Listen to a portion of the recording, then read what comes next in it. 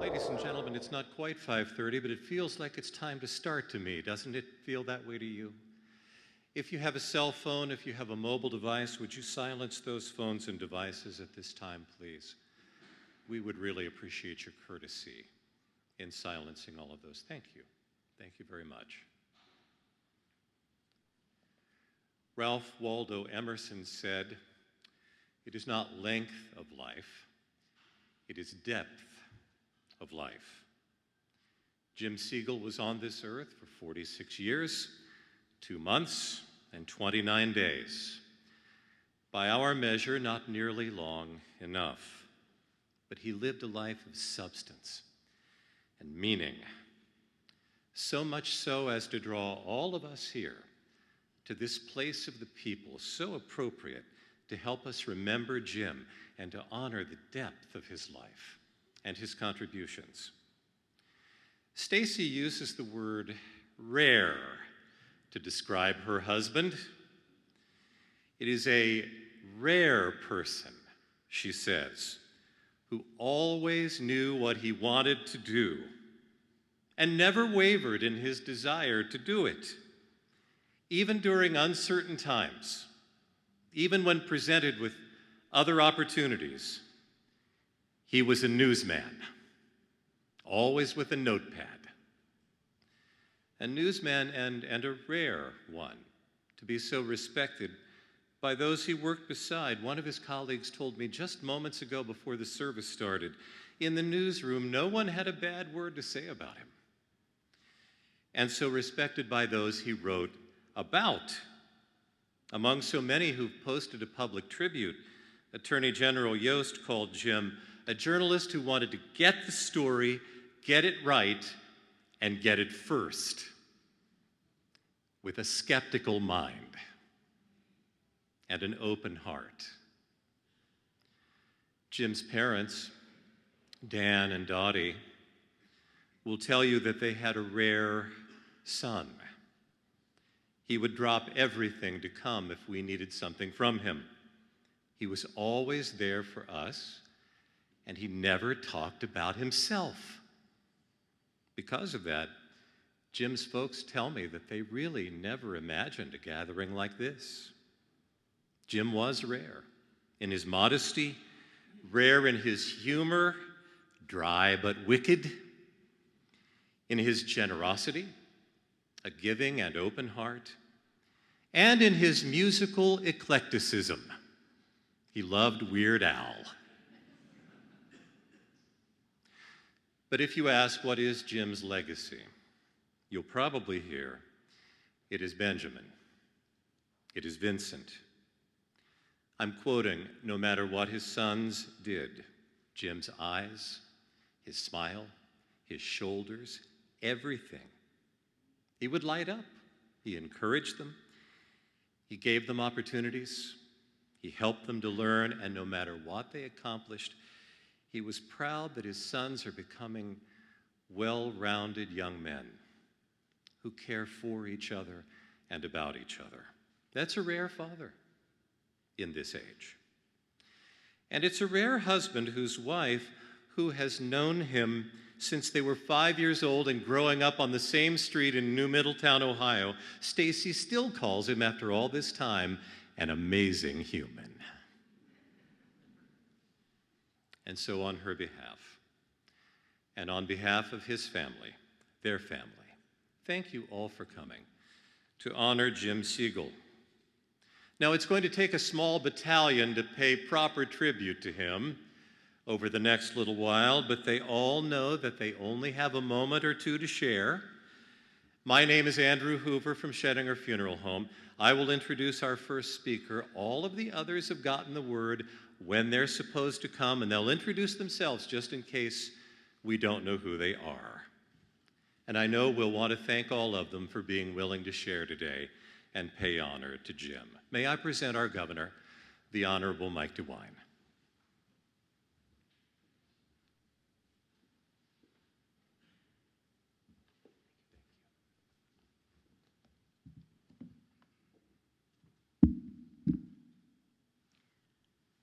Good Good afternoon. I'm honored to be here to say a few words about our friend Jim Siegel. Each person who is here saw Jim from their own different perspective. They knew him in their own different way. You're going to hear a lot today, I'm sure, about how great Jim was at his job as a Statehouse reporter, and he was superb. But he was first and foremost a husband, a dad, a son, a brother. To Jim's wife, Stacy, his sons Ben and Vince, my wife Fran and I are so very, very sorry. We're sorry for your very great loss. While all of those who are here with you today mourn with you, none of us really can begin to know the depths of your grief. Anyone who spent time with Jim knew that you were everything, absolutely everything to him. His face would light up. Everybody around the State House can tell you his face would light up when he was talking about you. Mr. and Mrs. Siegel, we are so very sorry for your loss.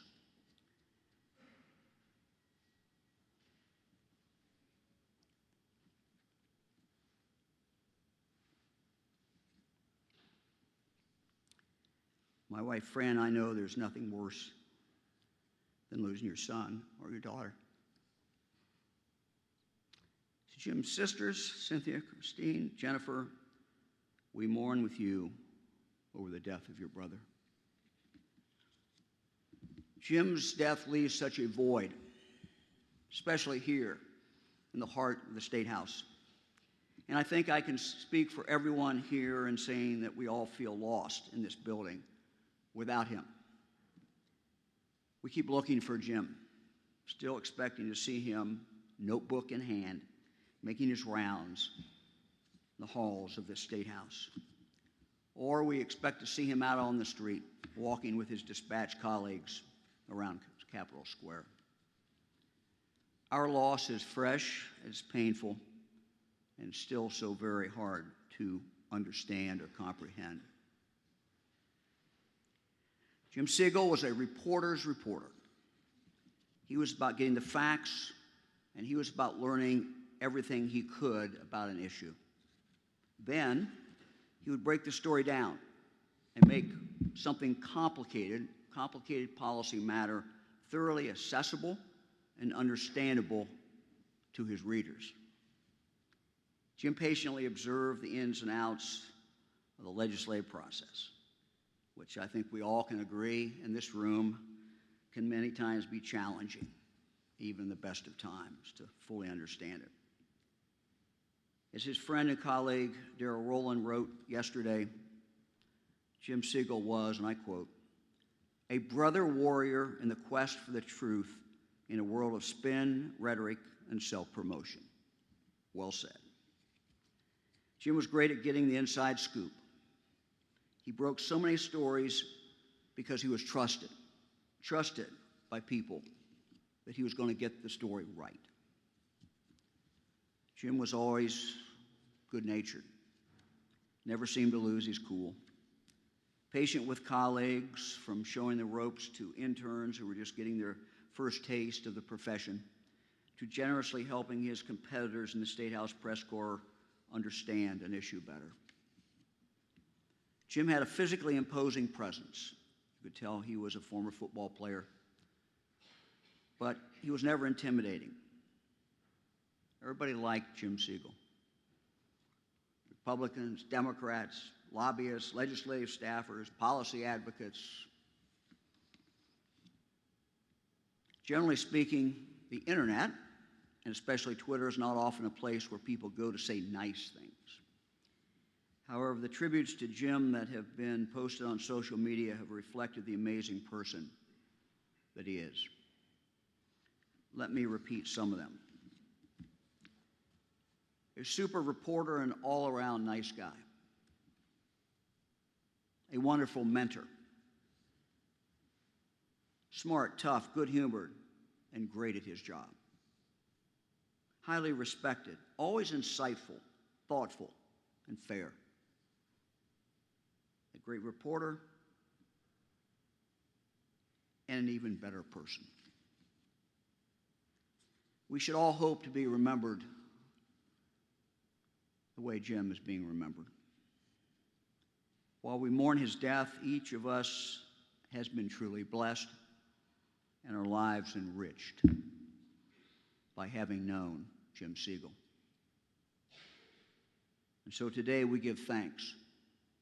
Thanks for the life of this very good man.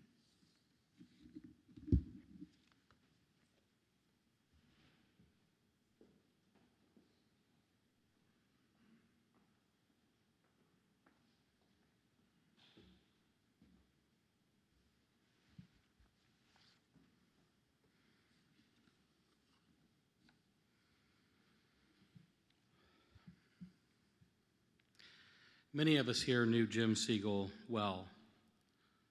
We knew him as a reporter. We knew him as the person who would, as the governor has already so aptly stated, try to get the story first, try to get it right, try to get to the facts. But some of us also knew him on a deeper level. We knew what a kind, genuine, hardworking person he was. We saw how much he loved his family. Not that long ago, I think I actually had the opportunity to meet his sons at a non-voting session that he brought them to. And it was clear as day that Jim loved his family more than anything in the world. That he was a great reporter, but that first and foremost, he was a husband, he was a father, he was someone who loved the state of Ohio, who loved his colleagues, who loved the job that he had the opportunity to do. And when I was in session last week, I mentioned that it didn't feel right to turn to my left and see that he wasn't there. And I knew he was gone, but it didn't stop me from actually turning and expecting to see him there. And I think there's just a hole there. A hole where Jim used to be, typing his notes, writing things down, somewhere that we're used to seeing him every week. I know we all follow Front Page on Twitter, and on the rare occasions when he wasn't there, it was because he was in the house, and I would actually refresh his page to see what was going on in the house while we were in session. And so he was a source of information for us in real time, and it just doesn't feel right to turn left and not see him there. And I don't know how long it'll take for me to break that habit, but I suspect it'll be more than a week or two. Because Jim Siegel was a friend to so many of us, but he also represented the very best of what journalism is and what it can be. He took the time to establish relationships, to get to know the people that he was covering, to have a deeper understanding of the facts and a deeper understanding of the people that he wrote about. He was well respected in this building, and there's a very good reason for that. He was well respected because he earned that respect every single day through his work, through his integrity, through his love of the people that he kept informed. Jim was a public servant. Jim was as much a public servant as the people that he covered on a day-to-day basis, because he told the public what was happening at their state house, because he kept them informed, because he kept us accountable. And he'll be deeply missed here by the members of the Ohio Senate, by the members of the Ohio House, and by all the other people that he got to interact with on a day-to-day basis. And I think all of our lives are better because we had the opportunity to interact with Jim Siegel on a day-to-day basis. So I'm grateful for Jim's life and legacy, and I believe that all of Ohio, that every one of us, has suffered a great loss. We've lost a trusted observer that we could rely on to tell us the truth. We've lost a good-natured and a decent public servant, a son of Ohio,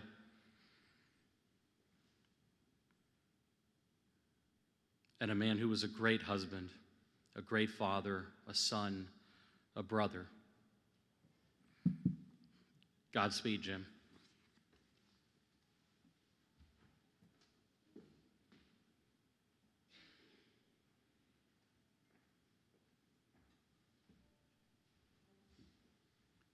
Good afternoon, everybody. I'm Senator Kenny Yuko, the Senate Minority Leader, and because he forgot, that was Senate President Larry Obhoff. You know, we're standing here today in the People's House, and sometimes we have our political differences. Sometimes we have our own specific roles that we must fulfill, and as a result of it, we have agreements or disagreements, but we're still a family.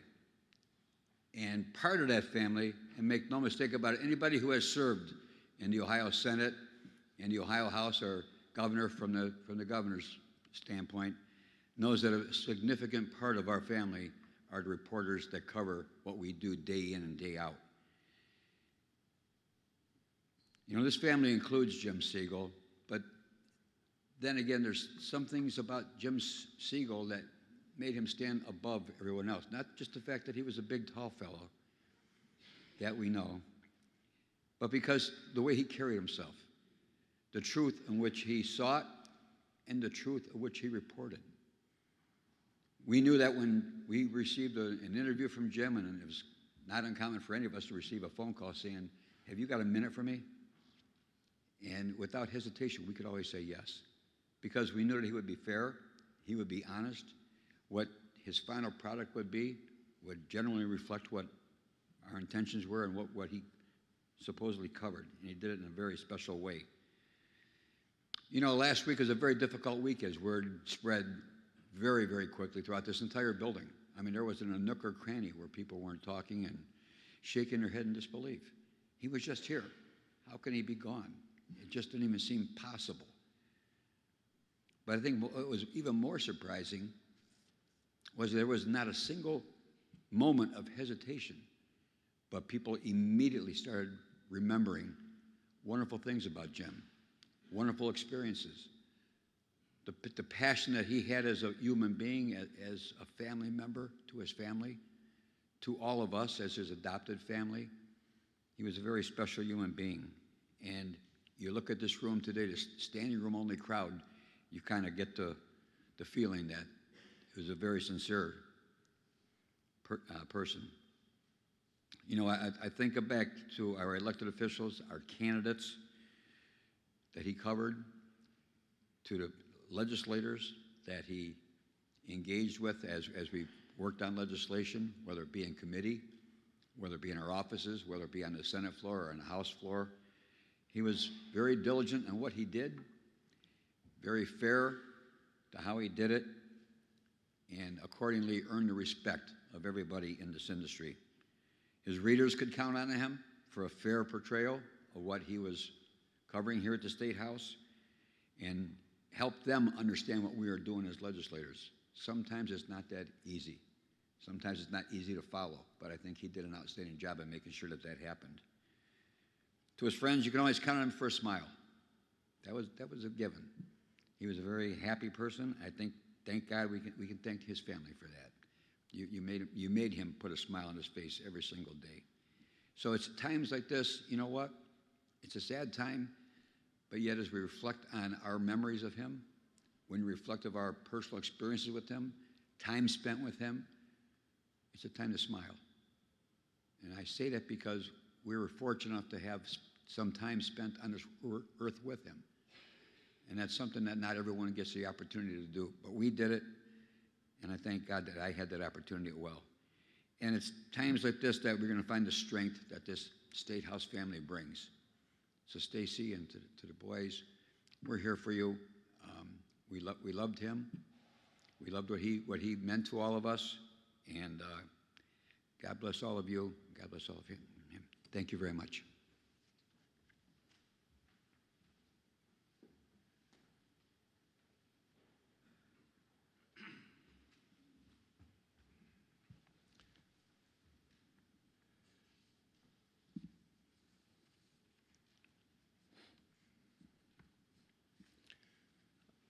I'm Larry Householder, Speaker of the Ohio House of Representatives.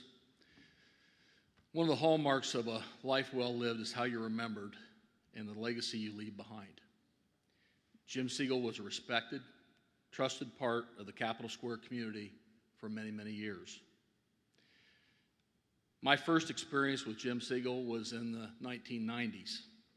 Jim was in his mid-20s and was a member of the State House Press Corps with Gannett newspapers. The thing that I was most impressed with Jim was the tremendous amount of research that he did on any story that he was working on. He had a strong interest in research and a strong interest in the public policy that the research created. He was one of those people you meet in life who not only found his calling, but he was really, really good at it. Jim was a reporter's reporter, as you've heard before. He was knowledgeable, curious, passionate, and extremely professional. He was truly the eyes and ears of his readers here at the State House, and it was a job he took very seriously. He excelled at focusing on how the decisions made in this building would impact his readers, their communities, their schools, and their pocketbooks. Jim also took seriously the high standards he set for himself. He not only wanted the story first, but he wanted to make sure that he always got it right. If you came to the State House for the very first time and it was a day that the legislature was in session, this place would be buzzing with activity. And if you looked carefully, you'd see this big, quiet, unassuming guy taking notes and asking questions. That was Jim Siegel.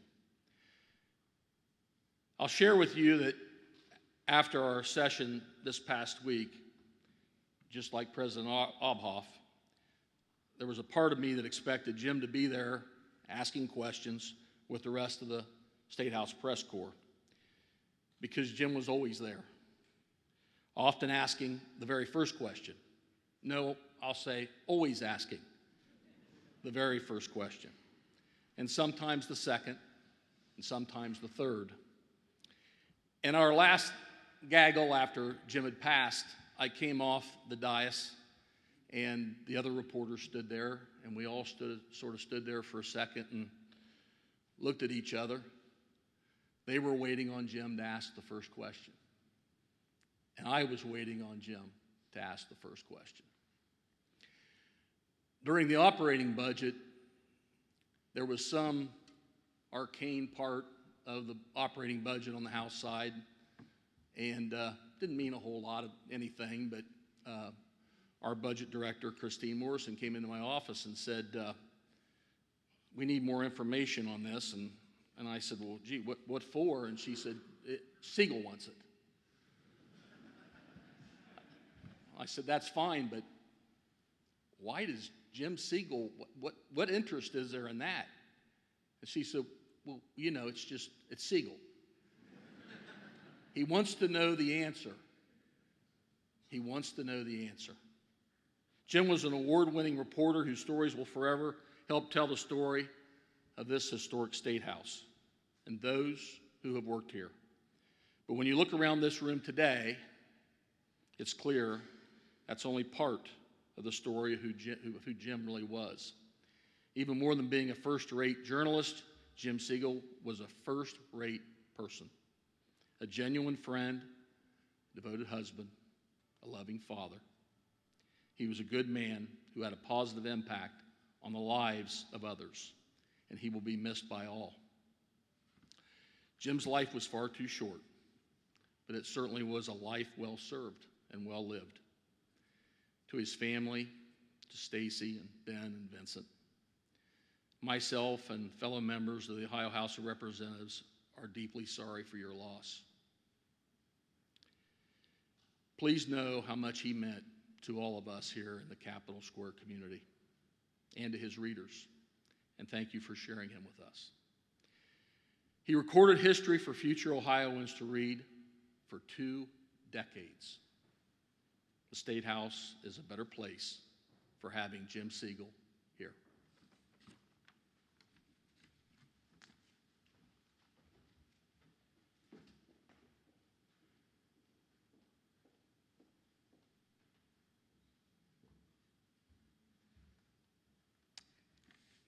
Good evening. I'm State Representative Kristen Boggs, and as a member of the Franklin County delegation and of the House leadership team, I appreciate getting to share some brief thoughts about Jim Siegel with you this evening. We've heard a lot about trust this evening, and I think everyone can agree that in politics, trust is everything. Maintaining public trust is critical to good government, and the surest check we have on that is our free press. In Ohio, in the People's House, no one worked harder to build that trust than Jim Siegel. Now, I don't always find myself in agreement all the time with the gentlemen in the first row who have been speaking this evening, but I'm glad that we all seem to agree that Jim Siegel was always the ultimate professional. He was dedicated to real, tough but fair journalism, and there's no dispute that Jim was a great writer. But that's not what made Jim a great person. I believe what made Jim a great man was his ability to connect and build relationships with those that he covered. He never had a bad word to say about anyone. And it was even difficult to glean where he was on some of the most divisive political issues. And I know because I often tried to bait him. I often tried at least to get him to agree with me. And he always maintained that quick and cool cover. I learned very quickly that the only questions of mine that he would actually answer were the ones that I asked about his family, whom he loved dearly. And sometimes he would share with me some things about his home improvement projects or vacations that he was planning. And we got to connect on that personal level.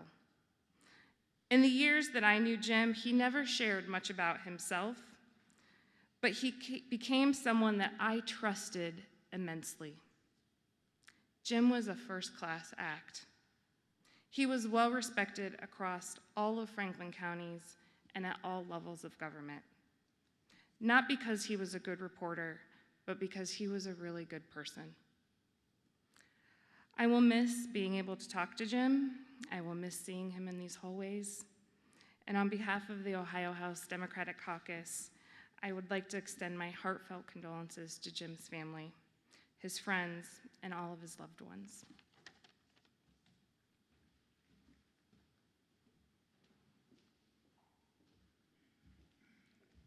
Good evening. I'm State Senator Jay Hottinger, and 25 years ago, at the age of 25, I came here to the State House. And 3 years later, at the age of 25, I was joined by a young journalist, Jim Siegel, or Bugsy, as I always like to call him, Bugsy Siegel. And so Jim and I were peers. He covered nearly the entirety of my State House service. And over the last quarter century, inside this very room, there has been just a handful of memorial services. I had a chance to be at those, and I'm sure undoubtedly Jim covered them as well. But in this room, we had a memorial service for the longest-serving speaker and a legendary speaker of the Ohio House of Representatives, Vern Rife. The longest-serving governor in the state of Ohio had a memorial service in here, Jim Rhodes. Governor and United States Senator George Voinovich. Senate President and Congressman Paul Gilmore, U.S. Senator and astronaut John Glenn, and now Jim Siegel. This is where I met Jim Siegel for the first time. This is where we had our last interview a week ago this evening. There's no better place to honor Jim Siegel and to pay tribute to him than right here in the Ohio State House. So these men, Reif, Rhodes, Voinovich, Gilmore, John Glenn, and Jim Siegel, they had a couple things in common. They were all legendary figures in the State House, legendary across the state of Ohio, and they were dedicated public servants. And make no mistake about it, Jim Siegel is a legendary figure here and a dedicated public servant. As so many people said, he always wanted his stories to be right, and he always wanted them to be fair. A week ago today, he called me several times, and we were in the middle of the budget, and I wasn't able to quite to get to his call, and he texted me, and he said, "Are you able to talk for a few minutes?" And I texted back, I said, "I'm sorry, I'm with Obhoff and Dolan."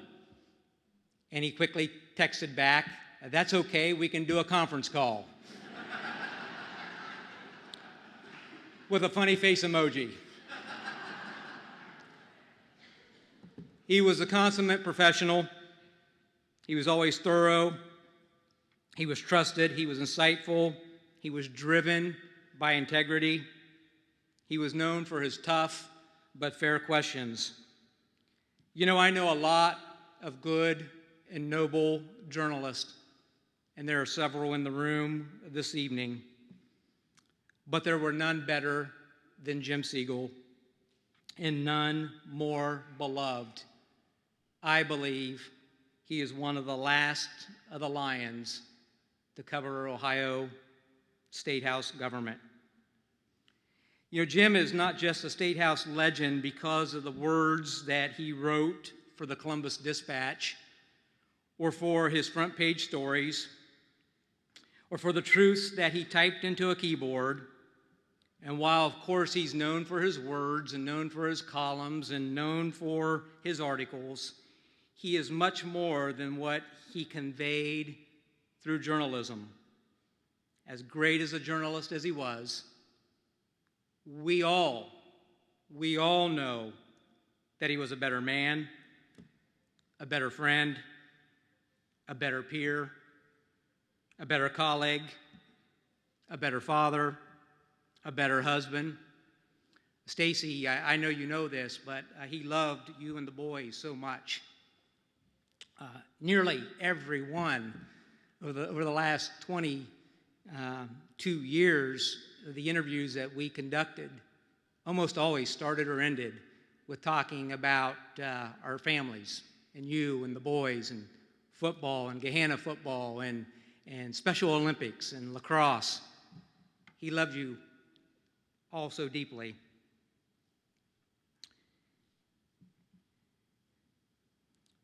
Why we really celebrate Jim Siegel is for how he made us all feel. We celebrate how Jim Siegel made us feel.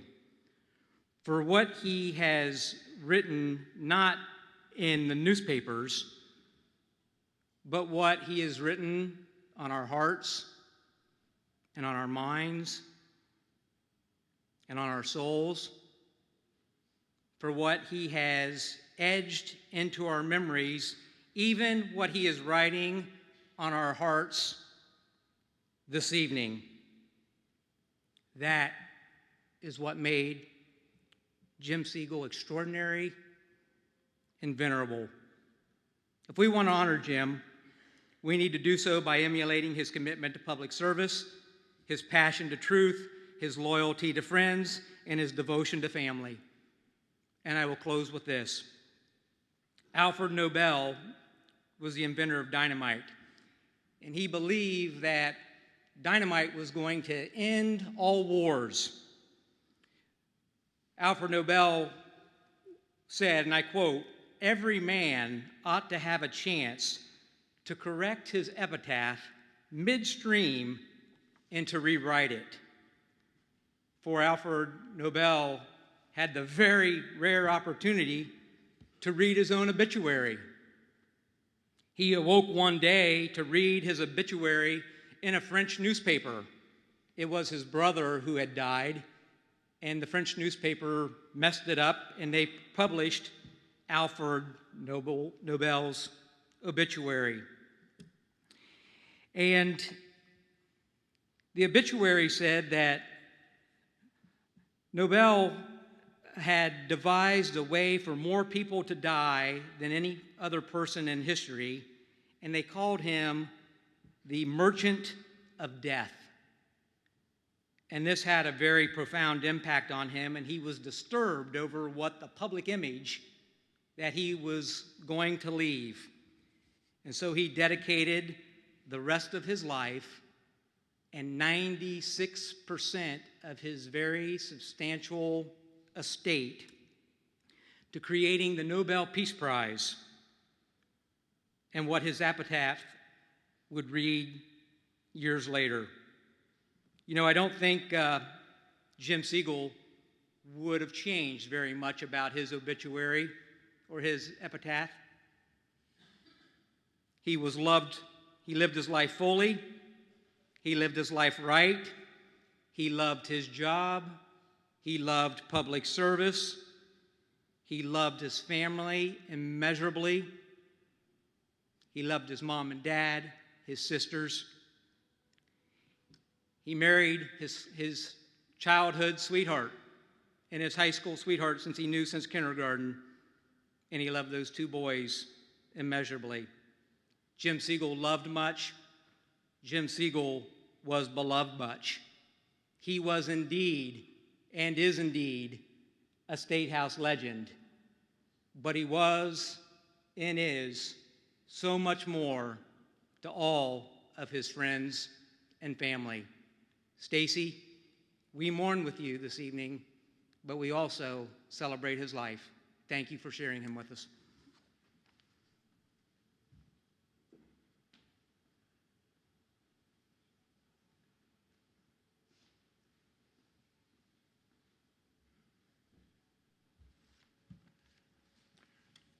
I'm Darrell Rowland, the Public Affairs Editor of the Dispatch, Jim's boss, the guy who sat right next to him, the guy who still, as the Speaker and the President alluded to, looks over and wonders who's going to answer my questions now on school funding, or where is it Kenny Yuko's from again? That was unknown to see. I think, before we go any further, I think we need to say thank you to Andrew and the folks at Schettinger for setting this up, to the folks at Cap Square. They had an earlier event today. They turned it around and made this happen. The folks at Made From Scratch Catering, I was on the phone with them Friday afternoon. They said, can you do this by Monday? And they said, we need to talk to the chef. They did it, so I'm thankful for that. And thanks to the legislative leadership for, as Senator Hottinger just said, use of this room for this purpose is extraordinary. And on behalf of his coworkers at the Dispatch, and most particularly the Public Affairs team, we say thank you all for coming. It's just stunning, the turnout, and my colleagues who told me we need more chairs were right. So I apologize to you folks standing in the back. You know, you just, I mean, look around. You want a legacy, look around. Democrat and Republican, liberal, conservative, black and white, you know, whatever contrast, whatever divides us in this world in 2019, they're all melted away to honor this guy and our memory of him and our respect for him. And let's face it, the fact that anyone is celebrating a news report in the year 2019 is news in itself. And he's a Yankees and Steelers fan to boot. Did you guys know this when you made the arrangements? It's like, where did we go wrong? Well, you can take the boy out of Eastern Ohio, but yeah. And then the presence here, we got the elected officials that pretty much everyone in Ohio knows, but so many dozens, indeed hundreds more of you, no one knows your name or my name necessarily, but it shows the impact that Jim had in all those places, all those areas of his life where he never got a byline, he never got any credit for it, but he was still there. So why do I have this strange feeling that Jim is somewhere mocking us right now? Wondering what all the fuss is about. And he's probably wondering, won't those speeches never end? I've got a deadline to meet and my editor's on my case. Give me a break here. And I think Jim would be among the first to note a bit of an irony in public officials honoring him, and he was all too willing to point out foibles and follies that sometimes went on here. Of course, that was under the previous administrations, I understand. But he brought us together here. He had that special talent for letting the air out when somebody's balloon got a little bit overinflated, shall we say. We saw this all the time in the newsroom, and we can show you our little pinpricks to prove it when you have to let the air out of our balloons. Someone get a little bit too pretentious, or some comment would be just a little bit over the top, or he would really get unhappy with the arrogance of those who think they had a copyright and the only copyright on truth. He especially hated inconsistency, and that was certainly noteworthy within the field of journalism today. Lots of failings in that field, but also when folks are all too willing to grant someone of their own persuasion, their own beliefs, their own political affiliation, cut them some slack, but then when someone from the other party, the other side, whatever does it, you are on their case. And he despised hypocrisy. Unfortunately, sat next to one of the biggest hypocrites around. We never had any big, deep theological discussions, but when a political figure would advance a proposal and he would basically say that this is endorsed by the Lord himself, Jim would lean over to me and point it out, because he knew, in part at least, that it pushed my buttons too, and he'd get me pretty much every time. And sometime he'd quietly ask and say, Darrell, where is that in the Bible about supporting this or that? Yeah, you guys are laughing. The folks know him best are laughing. I said, oh, Jim, that's in the book of First Hesitations or Second Shortcomings, something like that. I don't know. So I would hope that for Jim's sake, anyone facing that temptation today, whether it's a public official or journalist, private citizen, would recall what Abraham Lincoln said.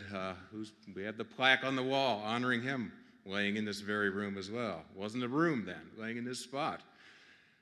Lincoln said, my concern is not whether God is on our side. My greatest concern is to be on God's side, for God is always right. And to the public officials in this room, thank you for your service.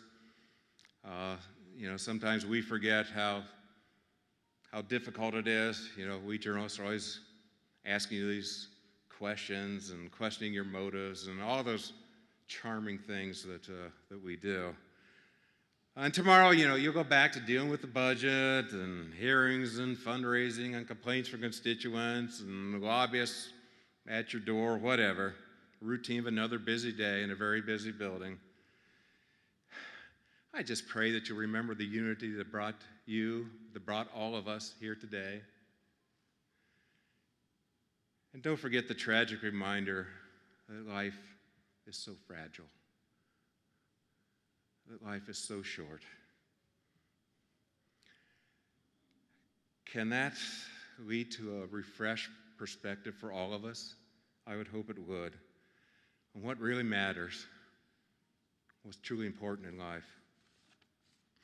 There's an old book I read, has a section somewhere in the middle. It says, there's a time for everything, a season for every activity under the heavens. a time to be born, a time to die, a time to plant and a time to uproot, a time to kill, a time to heal,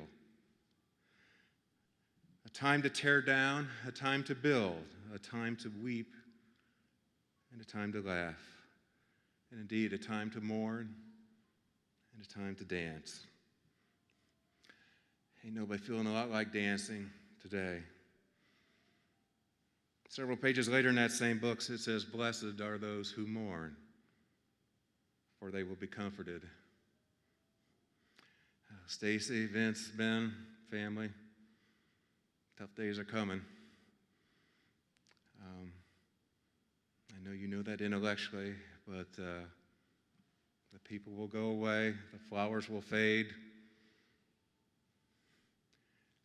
the nights will seem long and lonely, family goes home. Just may you take comfort from what you've heard and what you've seen and what you've felt today. The enormous, widespread respect for Jim's work, and frankly, the love of those who knew him the best, as many others have shared, and I will share it, underscored, 62-point type, the big newspaper headline, "Thank you for sharing him with us. He was a blessing in my life and in so many others." Thank you.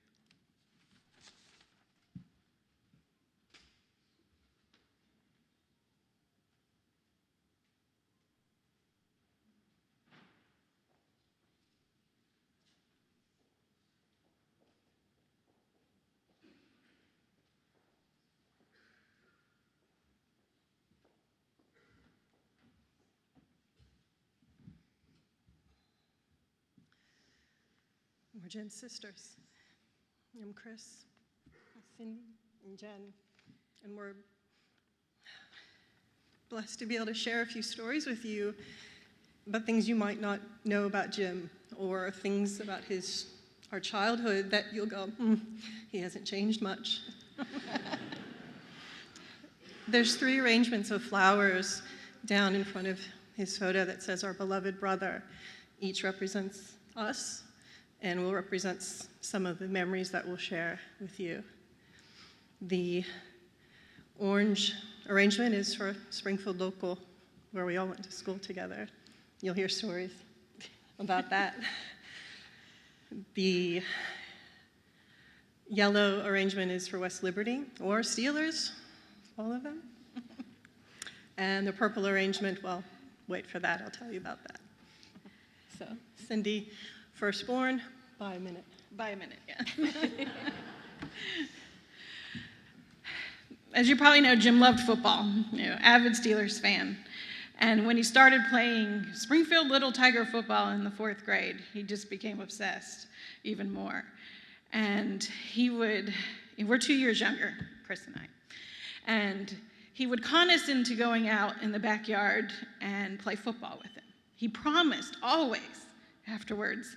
We'd play cheerleading afterwards. He even found whatever he can find. He'd set, I don't even know what the correct terminology is, were the lanes or the holes or whatever the running backs are supposed to go through. He'd set them up, and he'd draw up plays, and he'd have us running, and he'd yell at us if we ran in the wrong hole. But, yeah, it was great spending time with him, but surprisingly, we never played cheerleading afterwards. Somehow that never actually happened, and after a couple times we figured out it was never going to happen, but it was still fun being out there with him. And then when I was in high school, junior year, there's a couple Springfield people here, you'll remember these powder puff football games. The girls finally get to play, and I was so excited. He was in college then, but he came for the game. He came back from college to attend the game. And of course, I was 72. That was his number. And I was a lineman just like him. And after the first couple of series, I was really frustrated because the person on the other side of me, who was my opponent, who was about 8 inches taller than I was, she obviously didn't have an older brother to teach her technique, because all she did was grab at my face. And I was really frustrated. So he was on the sideline. I go over to him, and I was like, this is what she's doing. I can't what do I do? Well, he says, what you do is you grab a hold of her shirt, kind of parallel to the ground, and with your other hand, you just kind of give her a little gut punch. So I did. She left me alone the rest of the game. And then years later, I was teaching junior high school, and the junior high school decided to have a flag football tournament for the girls in the school. A bunch of girls wanted to play, and they came and asked me to be the coach, and I was very proud. I was like, of course I'll be your coach. And of course, first thing I do? I called Jim. I said, I need some plays. Simple ones. Let's just say that fake reverse got us a touchdown every time. So I want to thank him for being such a wonderful brother, picking on us like crazy, but being so supportive, and whether it was appropriate or not. And I'll miss you, and I love you. It was really hard to decide what to share, and we all have stories. Jen said it, or Jen will say it, and Cindy has just said that he loved to tease. He loves his practical jokes. Some of you would probably know that. That's how he showed his love, his affection. And there's so many stories, about that. From a cheerleading perspective, the debates we'd have, cheerleading is not a real sport. But at the same time, once we were old enough to cheer for him, I know how much he loved it, and we loved it as well. I was terrible at all ball sports, but I would run track. And there was a debate starting from when I was 16 years old, which continued until the last time I saw him. He would challenge me to the 100-yard dash. He said, I'm faster, he kept saying. He said it since 16 years old.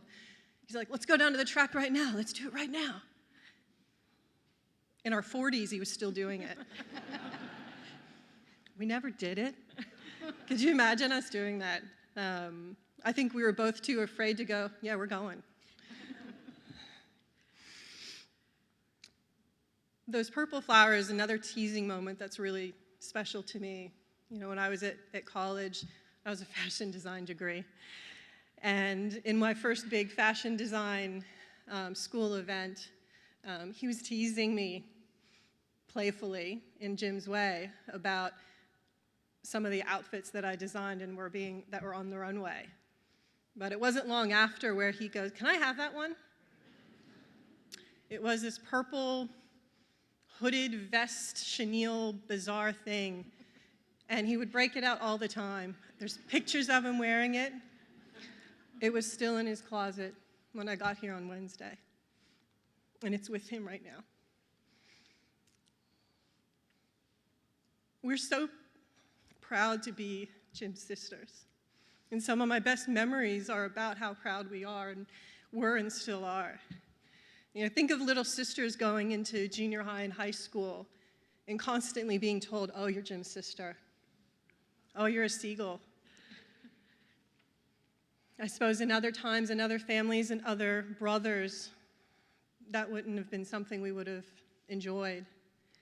Every time that was said to me, I stood a bit taller, and I remember that. I remember that at 14 years old, joining them, the football team, in their initiation at the start of the year, and how proud I was to be a part of that. And I have a proud moment that involves Stacy. At some point in high school, when they just started dating, he asked if he could get my help to pick out his first gift for her. And I was honored that he would ask me. Picked out little gold heart earrings that he put into the ears of a stuffed bunny, I believe, and put it in her locker. And not only was I honored to be a part of that, I knew how special that was. At such a young age, he actually showed me what it was to show love and affection. And Stacy's wearing those earrings today. He's one of the first early examples of love to a partner, love to a family. And I'm so, so proud to be his sister. Thank you.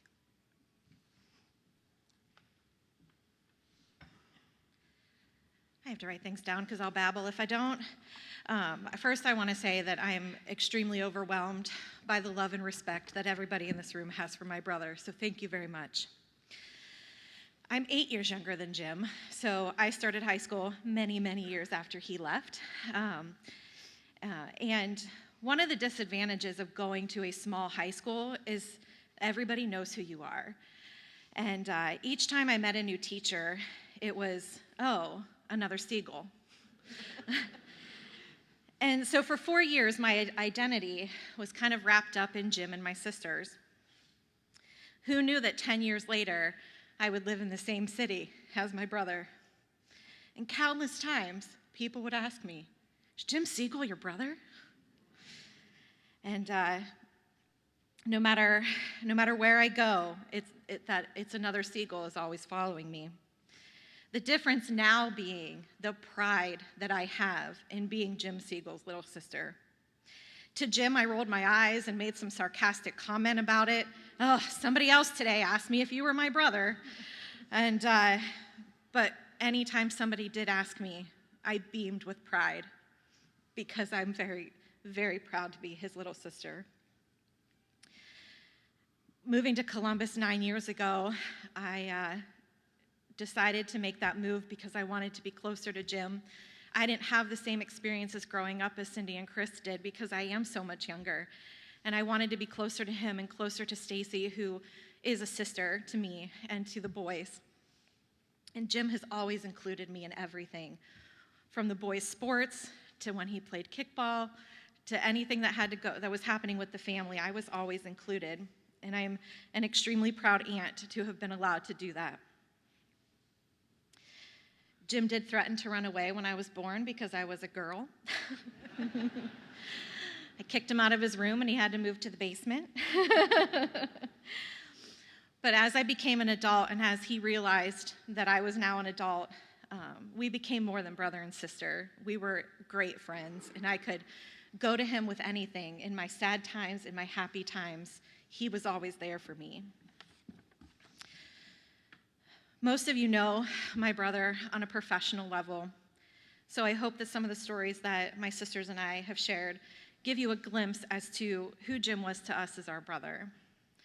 Jim had his own way of showing that he loved us. He created his own love language, and that was teasing. He was supportive of us, always included us, from playing football in the backyard to including us in watching the kids play their own sports. We have always been and forever will be proud of our brother. And you may hear this again, but Jim always said, I'm kind of a big deal. Well, Bub, look around. You are a big deal. Thank you.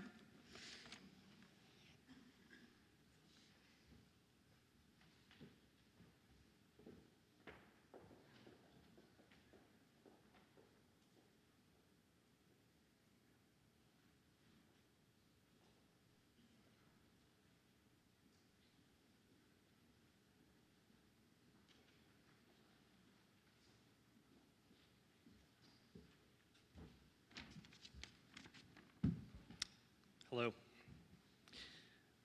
My name is Eric Turner. I'm in charge of Gahanna Special Olympics.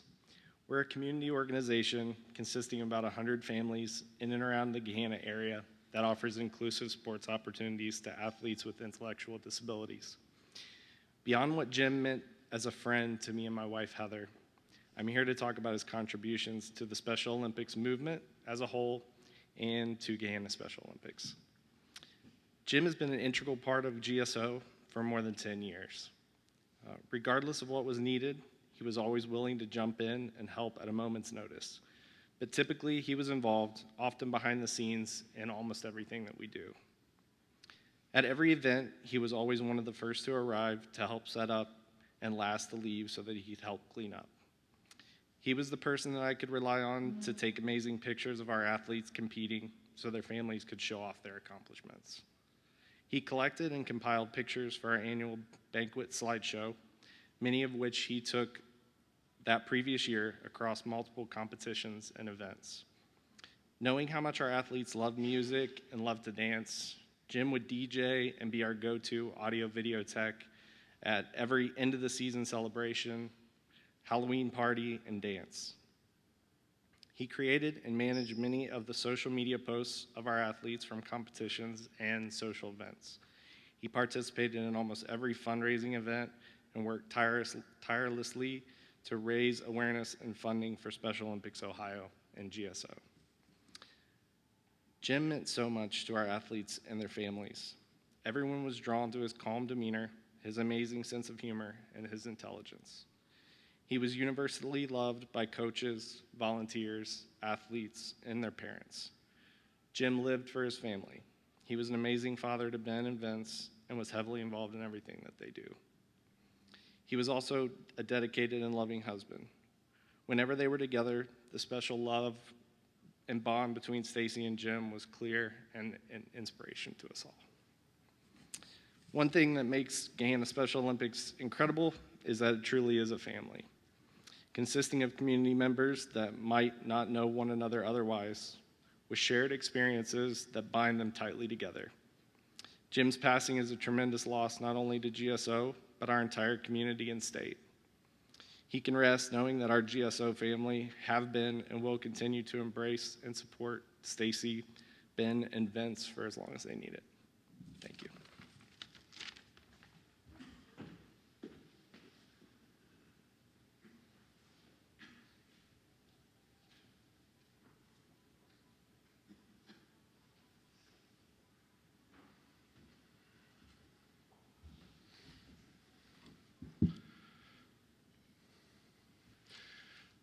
For those of you that don't know me, I'm Corey Dubin, and perhaps better known in Jim's circle as Josh's dad. Jim and I met because my son Josh and his son Vince became best friends at Jefferson Elementary School in Gahanna. As Vince and Josh both participated in various Special Olympic sports, we saw each other frequently at the practices and meets, and soon a friendship developed. I didn't know it back then, but we were destined to become great friends, Jim and I. And it wasn't just Jim and I. Our families became intertwined, and we became one big family to each other. As has been said before, Jim was a football guy. He loved football, from playing in high school and college, coaching Pee Wee, announcing the JV and freshman games, and starting to work in the crew for the varsity announcements. We watched countless Buckeyes, Steelers, and Browns games together, and in a way, I'm dreading the upcoming football season because of the memories that I know will come flooding back and the constant reminders that he's not here anymore. Of course, I also hear Jim saying, "That's funny. I would think you'd be used to dreading the upcoming football season being a Browns fan."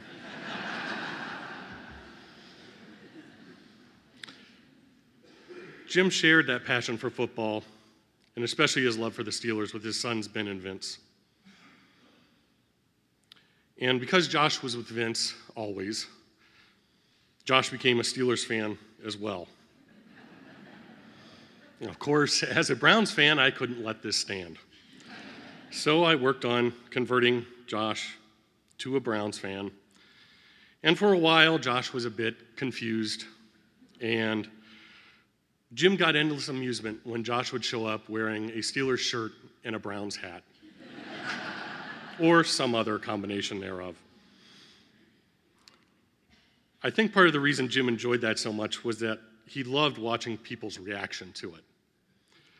And believe me, it got reactions. Jim was a keen observer of people, and I think that's what made him such a great journalist. But most of all, Jim was a devoted father to Ben and Vince and a loving husband to Stacy. I never knew Jim to miss a game that Ben was playing in or a Special Olympics meet that Vince was involved in. The world suffered a great loss when Jim passed away on Tuesday. Not only a great journalist was lost, but a fantastic father and a friend to many. To say he would be sorely missed is a tragic understatement. But we must carry on. And so I choose to celebrate all the good things he did and remember all the fun times we had together. And I think Jim would like that.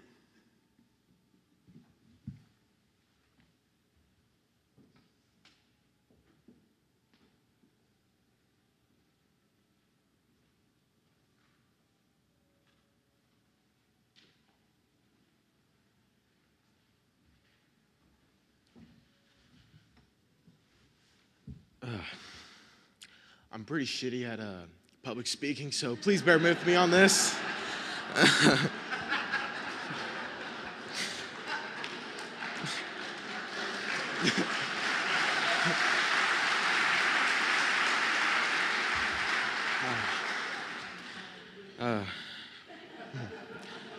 My name is Ben Siegel. I am my dad's oldest son. A lot of people always call me like Little Jim, and I swear about 3/4 of you guys said, "Oh my gosh, you look just like him." And I've been getting that since I could remember ever hearing anyone speak. So before I get into anything, if you look around this room and see members of my family, you will see not only the males, but also the females wearing ties. These are all my dad's that he wore for work.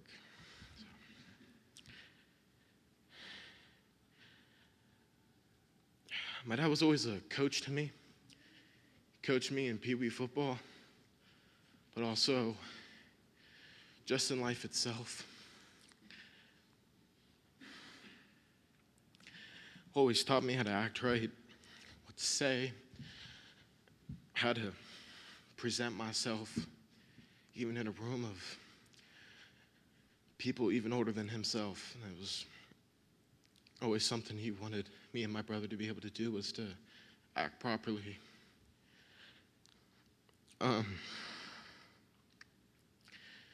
And yeah, he was really big into football and got me to love the game.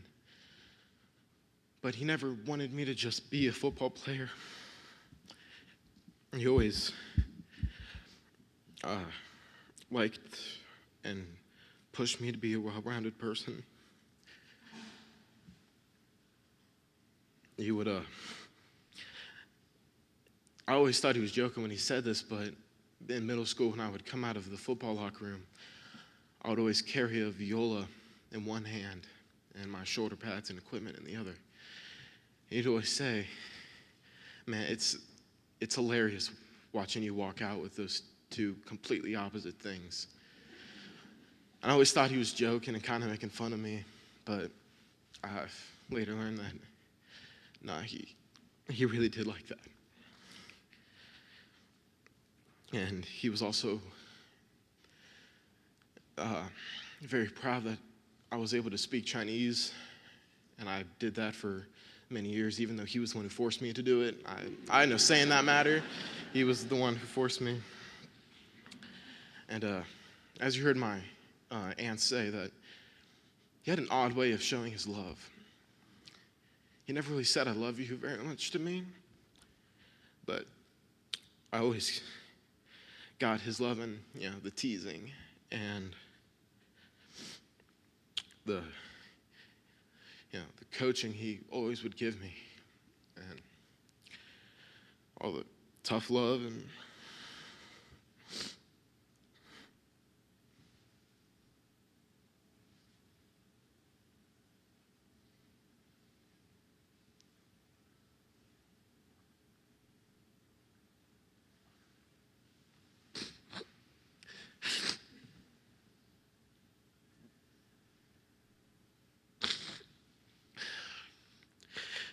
Thank you for all us to Dad. I'll never forget him.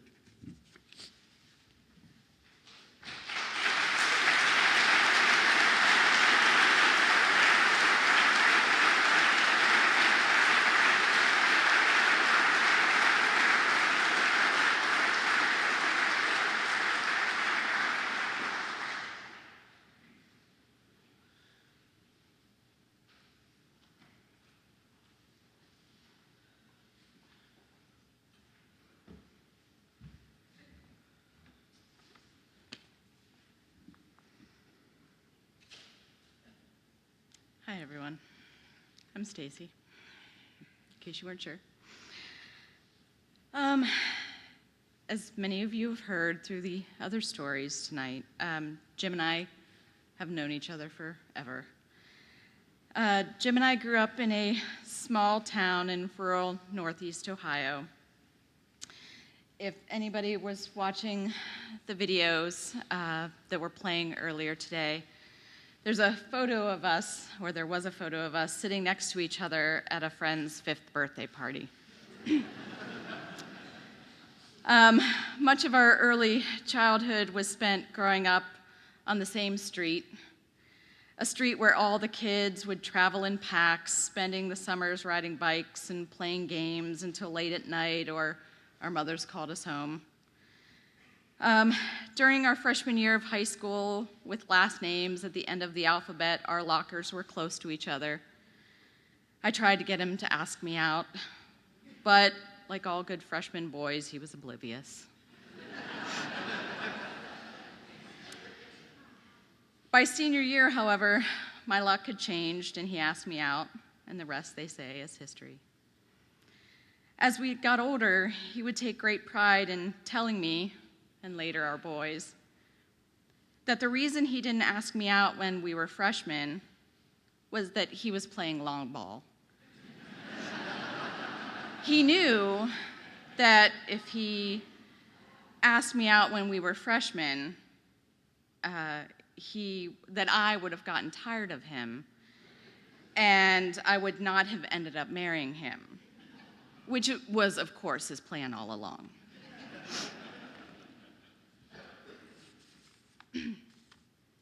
As our son, Ben, reached dating age, Jim would try to give him dating advice, which I would tease him mercilessly about. How on earth could you give him dating advice? Jim would always smile and say, I got the girl, didn't I? You sure did, babe. I want to thank everyone for the kind words, thoughts, and prayers. For myself, our boys, our family, this past week. To say that we've been overwhelmed would be an understatement. Words can never express what this has meant to us. I know that so many amazing things have been said about Jim today, about his contributions to journalism, to community, to family. To me, he was just an amazing human.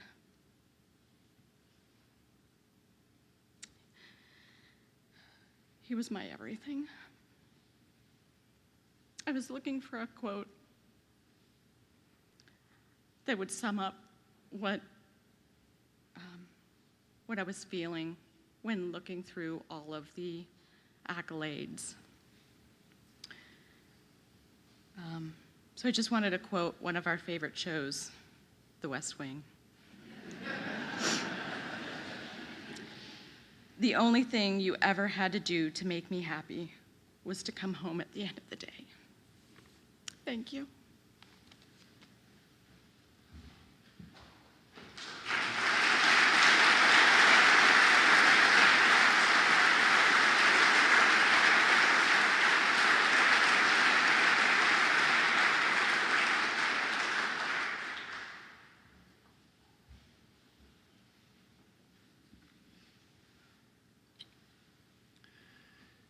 If I may, I'd like to close our time together with 7 lines from Robert Burns. An honest man lies here at rest, the friend of man the friend of truth, the friend of age and guide of youth. Few hearts like his with virtue warmed, few heads with knowledge so informed. If there's another world, he lives in bliss. If there is none, he made the best of this. I know I don't need to say, remember Jim Siegel. Remember his family. Remember them by reaching out to them with love across the coming weeks and months. And as Darrell said, remember each other. Maybe this could be a wonderful new start for some of us. For me too, I hope.